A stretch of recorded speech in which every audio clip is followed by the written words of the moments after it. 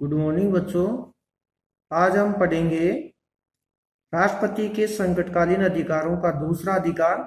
कल पढ़ा था अपने प्रथम अधिकार अनुच्छेद 352 की जो पावर दिए गए हैं, जिसमें युद्ध, बाहरी आक्रमण और आंतरिक अशांति के समय संकटकालीन की घोषणा राष्ट्रपति करता है। अब दूसरा अधिकार है कि जब राज्यों में संवैधानिक तंत्र के विफल होने से भी संकटकालीन की व्यवस्था करता है, जिसकी व्यवस्था की गई अनुच्छेद 356 में।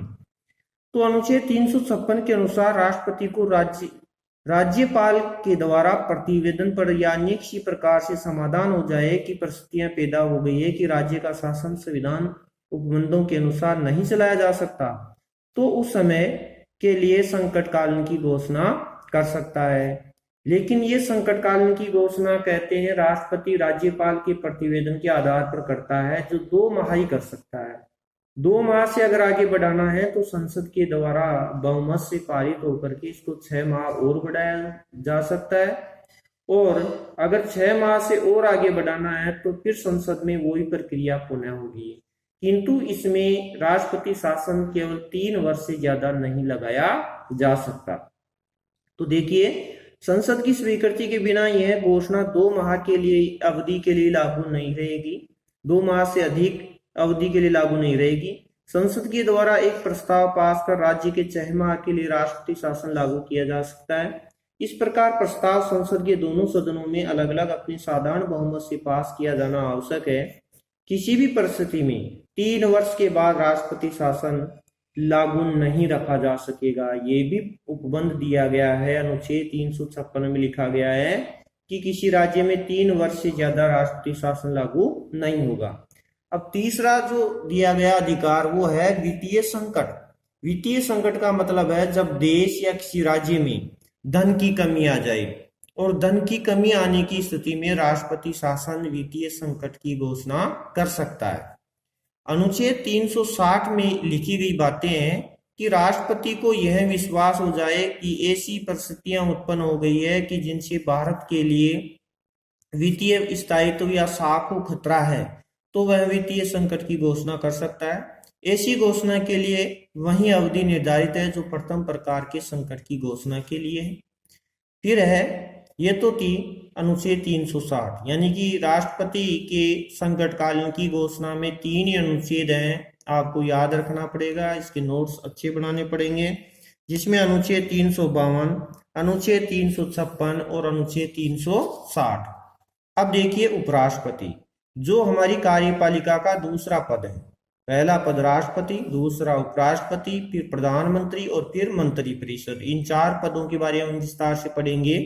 तो दूसरा पद है उपराष्ट्रपति। निर्वाचन आपको पता है कि इसका निर्वाचन भी अप्रत्यक्ष होता है, किंतु राष्ट्रपति और उपराष्ट्रपति में इतना ही अंतर है। राष्ट्रपति को निर्वाचन के लिए केवल संसद के दोनों सदनों, संसद के सदनों और राज्यों की विधानसभाओं के और संघीय विधानसभाओं के जो प्रतिनिधि हैं वो वोट देते हैं, किंतु इसमें केवल संसद के दोनों सदनों के सदस्य ही वोट देते हैं। तो उपराष्ट्रपति के चुनाव में विधानसभाओं के सदस्य या प्रतिनिधि वोट नहीं देते हैं। निर्वाचन देखिए, भारतीय संविधान के 63 में अनुच्छेद में राष्ट्रपति उपराष्ट्रपति के पद की व्यवस्था की गई है। उपराष्ट्रपति का निर्वाचन संसद के दोनों सदनों की संयुक्त बैठक में होता है, और बैठक के साथ साथ वहां निर्वाचन भी होता है। निर्वाचन आनुपातिक प्रतिनिधित्व प्रणाली की एकल संकरणी मत पद्धति से तथा गुप्त मतदान द्वारा होता है। इस पद के उम्मीदवार में निम्नलिखित योग्यताएं होनी आवश्यक है। वही राष्ट्रपति की जो योग्यताएं होती है वो इसके लिए निर्धारित की गई है कि वह भारत का नागरिक हो और उसकी आयु कम से कम 35 वर्ष हो। तो 35 वर्ष या 35 वर्ष से अधिक हो, और उनमें से वह सब योग्यताएं पाई जाए जो संविधान द्वारा राज्यसभा के सदस्यों के लिए निश्चित की गई है। क्योंकि इनके अलावा राज्यसभा के सदस्यों की निर्धारित की गई है कि राज्यसभा का सदस्य केंद्र सरकार व राज्य सरकार के लाभकारी पद पर नहीं होना चाहिए, और संसद के किसी सदन का और राज्यों की विधानमंडलों के किसी सदन का सदस्य उपराष्ट्रपति नहीं बन सकता। पदच्युति यानी कि महाभियोग, जिस तरह से राष्ट्रपति के महाभियोग लगता है उसी तरह उपराष्ट्रपति के लिए भी महाभियोग पद से हटाया जा सकता है। केवल अंतर इतना ही है कि इसके महाभियोग लगाने के लिए राज्यसभा की शुरुआत होनी चाहिए। राज्यसभा के सदस्य इसकी शुरुआत कर सकते हैं, लोकसभा के सदस्य इसको पद से हटाने के लिए शुरुआत नहीं कर सकते। इसकी सूचना 14 दिन पूर्व देनी पड़ती है। तो देखिए उपराष्ट्रपति का कार्यकाल, उपराष्ट्रपति का कार्यकाल 5 वर्ष होता है, किंतु वह स्वेच्छा से त्याग पत्र द्वारा इस अवधि के पूर्व भी अपना पद छोड़ सकता है, अथवा उसे राज्यसभा के कुल बहुमत द्वारा पास किए गए प्रस्ताव से, जिसे लोकसभा भी स्वीकृत कर ले, पदच्युत भी किया जा सकता है। ऐसे प्रस्ताव की सूचना 14 दिन पूर्व दी जानी आवश्यक है कि अगर राज्यसभा में प्रस्ताव पारित होता है तो उपराष्ट्रपति को 14 दिन पहले सूचना देनी पड़ती है कि उपराष्ट्रपति को पद से हटाया जाएगा और वह राज्यसभा से शुरुआत हो चुकी है। राज्यसभा से बहुमत के द्वारा यह प्रस्ताव पारित होकर के लोकसभा में जाता है और लोकसभा में भी इसको स्वीकृति आवश्यक है, बहुमत की स्वीकृति होनी चाहिए, तब उपराष्ट्रपति पद से हटा हुआ माना जाता है। उपराष्ट्रपति की शक्तियां और कार्य, उपराष्ट्रपति की शक्तियां और कार्य इस प्रकार हैं। पहला है राज्यसभा का पदेन सभापति, कि राज्यसभा की सारी मीटिंगों का लीडर उपराष्ट्रपति होता है। उपराष्ट्रपति राज्यसभा का पदेन सभापति होता है, क्योंकि वह राज्यसभा का सदस्य नहीं होता है, इसलिए उसे मतदान का अधिकार नहीं है, परंतु यदि विषय के पक्ष और विपक्ष में बराबर मत हो तो उनमें निर्णायक मत देने का अधिकार होता है। उपराष्ट्रपति का यह सबसे प्रमुख कार्य है। फिर है राष्ट्रपति की अनुपस्थिति में उसके पद का कार्यभार संभालना। जब देश में राष्ट्रपति नहीं हो, अकस्मात किसी कारणवश मौत हो जाए या किसी प्रकार से चुनाव नहीं हुए, तो उस समय उपराष्ट्रपति को अधिकार मिलते हैं। वो क्या क्या परिस्थितियां हैं, देखिए 4 परिस्थितियां दी गई है जिसमें राष्ट्रपति का पद कार्यभार संभालता है उपराष्ट्रपति। पहला, राष्ट्रपति की मृत्यु हो जाने के समय कार्यभार आ जाता है। राष्ट्रपति के त्याग पत्र देने पर तब उपराष्ट्रपति के पास कार्यभार आ जाता है। महाभियोग के कारण राष्ट्रपति को उठाया गया हो, उस समय अन्य किसी कारण से उत्पन्न राष्ट्रपति की असमर्थता की स्थिति में, जैसे रोग या विदेश यात्रा, अगर किसी कारणवश राष्ट्रपति को बीमार हो गया हो या विदेश की यात्रा पर गया हुआ हो, तो उस समय उपराष्ट्रपति को ही कार्यभार संभालना पड़ता है। अब देखिए तीसरा पद है कार्यपालिका का प्रधानमंत्री, जो हमारे शासन का संचालन करता है, यानी कि वास्तविक कार्यपालिका हमारे प्रधानमंत्री में निहित होती है और औपचारिक कार्यपालिका केवल राष्ट्रपति के पास होती है। भारतीय संविधान का अनुच्छेद 76 प्रधानमंत्री पद की व्यवस्था करता है। तो ये उपबंध दिया गया है कि अनुच्छेद 76 में हमारे देश के लिए एक प्रधानमंत्री होगा, जिसके अधीन मंत्रिमंडल होगा और मंत्रिमंडल के द्वारा यह शासन का वास्तविक संचालन करेगा। प्रधानमंत्री की नियुक्ति, कहते हैं कि जनता द्वारा चुने हुए प्रतिनिधि, लोकसभा का जो लीडर होता है वो लीडर ही प्रधानमंत्री बनता है। संविधान में उपबंधित है कि प्रधानमंत्री की नियुक्ति राष्ट्रपति करेगा। कहते हैं राष्ट्रपति लोकसभा का लीडर होता है और जैसे ही चुनाव होते हैं लोकसभा के, तो अलग अलग राजनीतिक दलों के लीडर होते हैं। जिस राजनीतिक दल को बहुमत मिलता है, यानी कि 545 का आप आधा कर लो, आधा प्लस 1, वो ही प्रधानमंत्री बनता है। जैसे 272 प्लस 1, जिस राजनीतिक लीडर के पास 272 प्लस 1 सीट आ जाती है या उससे अधिक आ जाती है, तो वो प्रधानमंत्री बनने योग्य हो जाता है और उसकी नियुक्ति करता है राष्ट्रपति। संसदात्मक प्रणाली के अनुसार, मूलभूत सिद्धांत के अनुसार, राष्ट्रपति लोकसभा में बहुमत दल के नेता को प्रधानमंत्री पद पर नियुक्त करने के लिए बाध्य होता है। ये विशेष व्यवस्था करती है कि राष्ट्रपति बाध्य है कि लोकसभा के बहुमत दल के नेता को ही राष्ट्रपति नियुक्त कर सकता है, अन्य व्यक्ति को नहीं। फिर भी कुछ ऐसी परिस्थितियां हो सकती है, परिस्थितियां जब कैसी कि जब दोनों राजनीतिक दल को किसी प्रकार से बराबर सीटें आ रही हो, जैसे 272 कुल मिलाकर के इतनी सीटें आ रही हो, तो उस समय राष्ट्रपति को शक्ति दी गई है। तो कहते हैं कि जिसमें राष्ट्रपति प्रधानमंत्री की नियुक्ति के संबंध में विवेक का प्रयोग कर सकता है। जब ऐसी परिस्थितियां जब बराबर सीटें आ जाए तो उस समय राष्ट्रपति को अधिकार मिला हुआ है कि अपने विवेक से वह किसी को भी प्रधानमंत्री के लिए नियुक्त कर सकता है, किंतु उसको बहुमत बहुमत सिद्ध करना पड़ता है। इसके लिए चुनाव प्रतिनिधियों के डालने पड़ते हैं। प्रधानमंत्री कार्य एवं शक्तियां एवं अधिकार दिए गए हैं। तो देखिए, संसदात्मक शासन व्यवस्था के अंतर्गत प्रधानमंत्री ही संविधान भवन रूपी वर्गखंड की मुख्य शिला होता है। पहला है मंत्रिपरिषद का निर्माण। मंत्रियों को निर्माण के रूप में प्रधानमंत्री निर्माण करता है। अपना पद ग्रहण करने के बाद प्रधानमंत्री का सर्वप्रथम कार्य मंत्रिपरिषद का निर्माण करता होता है। प्रधानमंत्री निर्णय करता है कि वैधानिक सीमा के अंतर्गत रहते हुए मंत्रिपरिषद में कितने मंत्री हो या कौन कौन से मंत्री हो। इसका निर्धारण मंत्रिमंडल का निर्धारण प्रधानमंत्री करता है। मंत्रियों में विभागों का बंटवारा और परिवर्तन, कि किसी भी मंत्रियों को विभाग देता है, विभाग देने का कार्य प्रधानमंत्री का होता है। किसी भी मंत्री को परिवर्तन करना है, एक विभाग से दूसरे विभाग का लीडर बनाना है, तो प्रधानमंत्री के ऊपर निर्भर है। मंत्रियों में विभागों का बंटवारा करते समय भी प्रधानमंत्री स्वविवेक के अनुसार ही कार्य करता है। प्रधानमंत्री द्वारा किए गए अंतिम विभाग वितरण पर साधारणतया कोई आपत्ति नहीं की जाती। मंत्रिपरिषद का कार्य संचालन, मंत्रिपरिषद बनाने के बाद में उसका लीडर कौन है, प्रधानमंत्री रहता है। प्रधानमंत्री मंत्रिमंडल की बैठकों का संवादित और मंत्रिमंडल की समस्त कार्यवाही का संचालन करता है।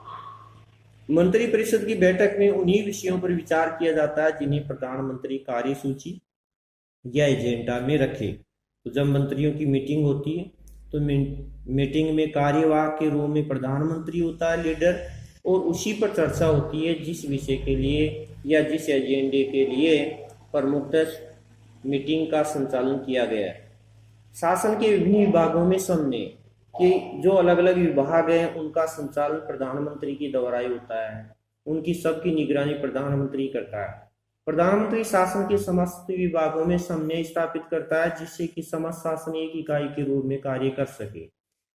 फिर प्रमुख जो दी गई है कार्य वो है लोकसभा का नेता, कि प्रधानमंत्री संसद का मुख्यतः लोकसभा का नेता होता है। कि संसद का जो निम्न सदन है लोकसभा, और लोकसभा का लीडर प्रधानमंत्री ही होता है, जिसमें कानून निर्माण के समस्त कार्यों में प्रधानमंत्री नेतृत्व प्रदान करता है। वार्षिक बजट सहित सभी सरकारी विधेयक उसके निर्देशानुसार ही तैयार किए जाते हैं। फिर अगला अधिकार है राष्ट्रपति तथा मंत्रिमंडल के बीच संबंध स्थापित करता, कि राष्ट्रपति की जो भी बात है वह प्रधानमंत्री अपने मंत्रियों से करता है, और मंत्रियों के द्वारा की गई बात प्रधानमंत्री उन मंत्रियों की बातों को राष्ट्रपति से अवगत कराता है। यानी कि राष्ट्रपति से मंत्री कभी भी सीधे बात नहीं कर सकते। सार्वजनिक महत्व के मामलों पर राष्ट्र के प्रधान से केवल प्रधानमंत्री के माध्यम से ही संपर्क स्थापित किया जा सकता है। वही राष्ट्रपति को मंत्रिमंडल के निश्चयों से परिवर्तित कराता है, और वही राष्ट्रपति के परामर्श को मंत्रिमंडल तक पहुंचाता है। यानी कि मंत्रिमंडल के जो लीडर हैं, मंत्री हैं, उनकी बातों को राष्ट्रपति और राष्ट्रपति की बातों को मंत्रियों से कराता है। बीच में योजकड़ी का काम करता है प्रधानमंत्री। विभिन्न पद प्रदान करना, अब देखिए विभिन्न पद जो प्रधानमंत्री नियुक्त करता है उन पदों की सूची राष्ट्रपति को देता है। संविधान द्वारा राष्ट्रपति को जिन उच्च पदाधिकारियों की नियुक्ति का अधिकार दिया गया है, व्यवहार में उनकी नियुक्ति यानी कि उनकी सूची तैयार करने का काम प्रधानमंत्री का ही होता है।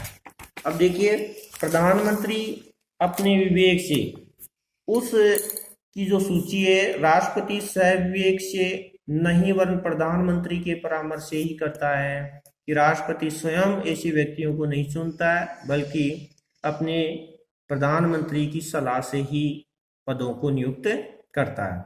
अब नेक्स्ट है मंत्रिपरिषद, कि जो काउंसिल ऑफ मिनिस्टर्स है वो क्या काम करती है।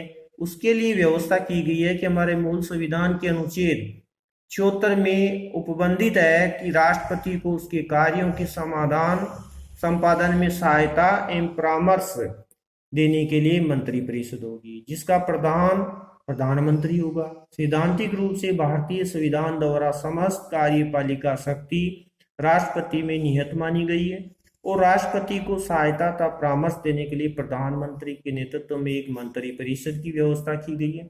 लेकिन संविधान द्वारा अपनाई गई संसदात्मक शासन व्यवस्था में राष्ट्रपति एक संवैधानिक शासन मात्र है और वास्तविक रूप से कार्यपालिका की समस्त सत्ता, सहायता और परामर्श देने वाली समस्त शक्तियां मंत्रिमंडल में नियत है कि प्रधानमंत्री को समस्त जो सलाह देती है वो मंत्रिमंडल ही देती है और मंत्रिमंडल का ये उपबंध किया गया है कि वो सारी की शासन की सहायता प्रधानमंत्री के सहयोग के रूप में करेगी। अब है मंत्रिपरिषद का गठन कि मंत्रिपरिषद किस प्रकार बनती है। उनको बनाने के लिए प्रमुख प्रधानमंत्री होता है। तो देखिए प्रधानमंत्री की नियुक्ति, क्योंकि मंत्रिपरिषद का गठन में प्रधानमंत्री उसका प्रमुख लीडर होता है। भारतीय संविधान में अनुच्छेद 76 के अनुसार प्रधानमंत्री की नियुक्ति राष्ट्रपति द्वारा होगी तथा अन्य मंत्रियों की नियुक्ति राष्ट्रपति तथा प्रधानमंत्री के परामर्श से की जाएगी। संविधान के अनुसार राष्ट्रपति प्रधानमंत्री की नियुक्ति करता है। प्रधानमंत्री द्वारा मंत्रियों का चयन, प्रधानमंत्री स्वयं ही मंत्रियों का चयन करता है। अन्य मंत्रियों की नियुक्ति के संबंध में संवैधानिक स्थिति यह है कि राष्ट्रपति प्रधानमंत्री की राय से अन्य मंत्रियों की नियुक्ति करेगा, क्योंकि उन मंत्रियों की सूची प्रधानमंत्री अपने विवेक से राष्ट्रपति को देता है और राष्ट्रपति उनको मंत्रियों को पद और गोपनीयता की शपथ दिलाता है। लेकिन व्यवहार में राष्ट्रपति प्रधानमंत्री के परामर्श को मानने के लिए बाध्य है। मंत्रियों में कार्य विभाजन कि मंत्रियों को किस प्रकार अलग अलग काम बांटा गया है। मंत्रिपरिषद के गठन के बाद प्रधानमंत्री के द्वारा इससे अधिक कठिन कार्य उनके बीच विभागों के विभाजन का किया जाता है। वैधानिक दृष्टि से इस संबंध में प्रधानमंत्री को पूर्ण शक्ति प्राप्त है, लेकिन व्यवहार में विभागों का वितरण करते हुए प्रधानमंत्री को कई बातों का ध्यान रखना होता है। मंत्रियों के लिए आवश्यक योग्यताएं क्या होनी चाहिए। मंत्रियों के लिए विशेष योग्यताएं कहने का अर्थ लोकसभा के दोनों सदनों में से किसी भी सदन से मंत्री बनाया जा सकता है, चाहे लोकसभा हो या राज्यसभा। इसके साथ ही अन्य किसी व्यक्ति को भी मंत्री बनाया जा सकता है, किंतु उसको 6 माह में संसद की किसी सीट से जीत हासिल करनी पड़ती है। मंत्रिपरिषद का सदस्य बनने के लिए कानूनी दृष्टि से आवश्यक है कि व्यक्ति संसद के किसी सदन का सदस्य है। यदि कोई व्यक्ति मंत्री बनते समय संसद का सदस्य नहीं है तो उसे 6 महीने के अंदर अंदर संसद सदस्य बनना अनिवार्य है। ऐसा न होने पर उसे अपना पद छोड़ना होगा। तो किसी भी व्यक्ति को मंत्री बनाया जा सकता है, लेकिन वो 6 माह के लिए बनाया जा सकता है, क्योंकि 6 माह के अंदर उसको संसद के दोनों सदनों में से किसी एक सीट से उसको जीत हासिल करके आनी होती है। मंत्रियों द्वारा शपथ ग्रहण कि पद ग्रहण करने से पूर्व प्रधानमंत्री सहित प्रत्येक मंत्री को राष्ट्रपति के सामने पद और गोपनीयता की 2 शपथ लेनी होती है। एक तो अपने पद की शपथ लेनी पड़ती है और एक गोपनीयता की शपथ लेनी पड़ती है। गोपनीयता का अर्थ होता है कि प्रधानमंत्री और मंत्रिपरिषद जितनी भी मीटिंग की चर्चा होती है वो बाहर सार्वजनिक नहीं होनी चाहिए। मंत्रिपरिषद का कार्यकाल निश्चित नहीं होता है, क्योंकि मंत्रिपरिषद तब तक अपने पद पर रहती है जब तक उसे लोकसभा या उच्च संसद का विश्वास प्राप्त हो। मंत्रिपरिषद अधिक से अधिक लोकसभा के कार्यकाल तक ही होती है। सामान्यतः 5 वर्ष होता है तो अपने पद में बनी रहती है। अगर लोकसभा को बहुमत नहीं मिलता है या कहीं भी बहुमत गिर जाता है तो उसमें मंत्रिपरिषद को भी अपने पद छोड़ने पड़ते हैं। मंत्रियों के वेतन तथा भत्ते जिस तरह से संविधान में उपबंध किया गया है, प्रधानमंत्री कैबिनेट के सदस्यों, राज्य मंत्रियों, उप मंत्रियों को मासिक वेतन तथा निर्धारित मासिक वेतन दिए गए प्रावधान के अनुसार जिनका निर्धारण समय समय पर संसद द्वारा किया जाता है। इसके अतिरिक्त इन सभी को निःशुल्क प्रमुख निवास की व्यवस्था, वाहन एवं अन्य सुविधाएं भी प्राप्त होती है। इस प्रकार मंत्रियों की व्यवस्था की गई है। तो इस प्रकार मंत्रियों की श्रेणियां मंत्रिपरिषद तथा मंत्रिमंडल और कैबिनेट। आज के लिए इतना ही होगा, बाकी कल नेक्स्ट वीडियो में दिया जाएगा। धन्यवाद।